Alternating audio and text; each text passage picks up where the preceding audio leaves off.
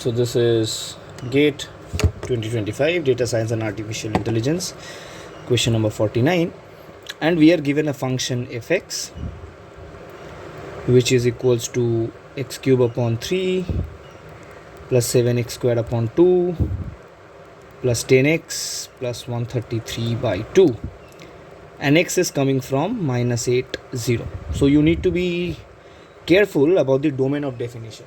Okay, and they're asking which of the following statements is or are correct. Fine. So the question is completely dedicated to the notions of maxima and minima, and that is what we need to find. Okay, so to solve the question, the first thing which we need to be sure about is that what are the critical points inside the domain of definition.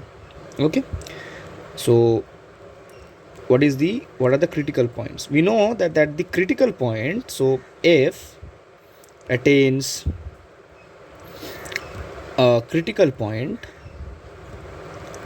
at x if the first derivative at x is 0, right? Fine. So first what we do is we find the first derivative of the function fx and then we equate it to 0 to get the critical points. So the first derivative of x should be x square, right? X square plus 7x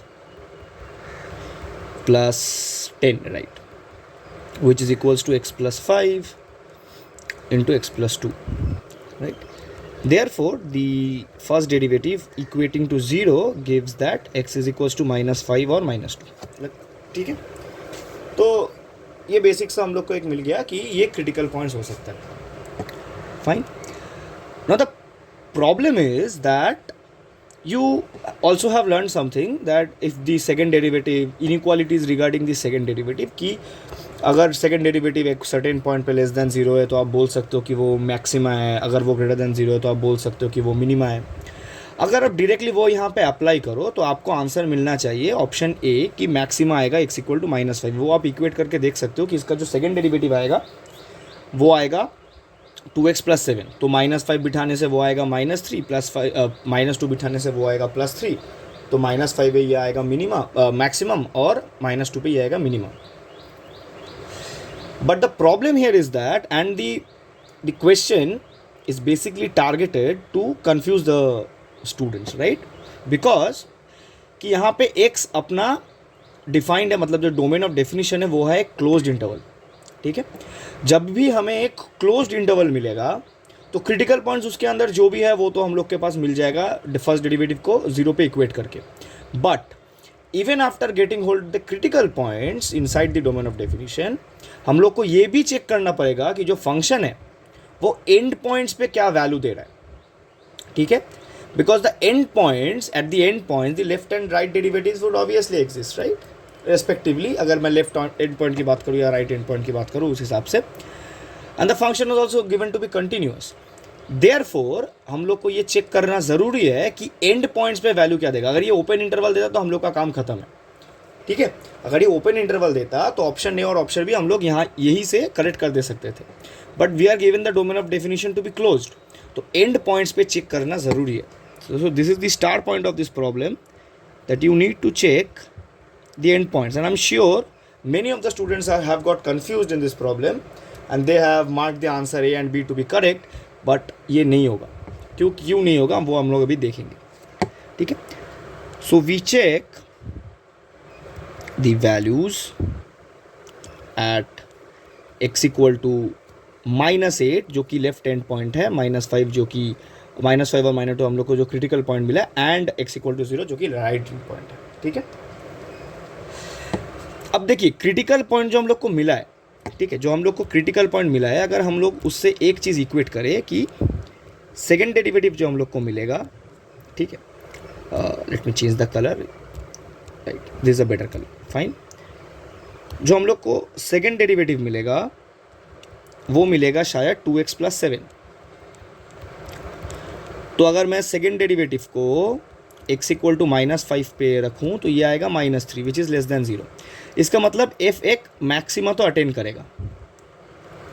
ठीक है, but अगर आप लोगों ने analysis ठीक से पढ़ा है तो आप लोग को ये भी पता होना चाहिए कि this directly does not yield the result that this gives a global maxima. What we get hold of whenever we are concerned about a closed interval, that we are sure that it's a local maxima. ठीक है. Similarly अगर मैं -2 पे value निकालूँ तो वो हम लोग को एक लोकल मिनिमा दे देगा. ठीक है.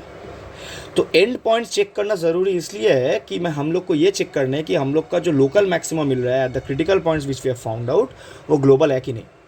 ठीक है. अब बारी है एंड पॉइंट्स चेक करने की. तो जो फंक्शन गिवन है उसको मैं अगर एक और बार लिख लूँ तो वो है x³/3 + 7x²/2 + 10x + 133/2. फाइन. तो अगर मैं इसका 0 पे वैल्यू निकालूँ तो ये आएगा 133/2. फाइन. अगर मैं इसका वैल्यू निकालूँ -2 पे, जो कि हम लोग को दिखा है कि वो एक लोकल मिनिमा दे सकता है, right, due to the second derivative test.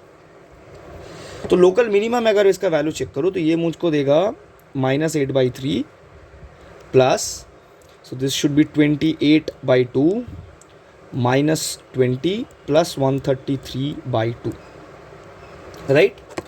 तो अगर मैं इसका वैल्यू निकाल के देखूँ तो ये आएगा करीब 57.83. I am just using a calculator, you can do it as well. ठीक है. इसका वैल्यू आ रहा है 57.83. अगर मैं इसी को -5 पे निकालूँ तो इसका वैल्यू आएगा करीब 62.33. I am talking about approximate values. I don't know whether it will give directly 62.33 और not. Okay, it might be either exactly equal to 62.33 or approximately. You can just use the calculator and check what is the value at -5. Fine. तो एक चीज़ हम लोग को immediately दिख रहा है कि अच्छा 133/2 को अगर मैं ये करूँ तो ये 2 6 12 13 आएगा तो 6 आएगा, राइट, पॉइंट समथिंग. तो ये इमीडिएटली दिख रहा है कि f(0) is greater than f(-5). इसका मतलब हम लोग का जो मैक्सिमम है, जो कि सेकेंड डेरिवेटिव टेस्ट से हम लोग को ये लग सकता है कि वो -5 पे आ रहा है, पर वो एक्चुअली आ रहा है 0 पे.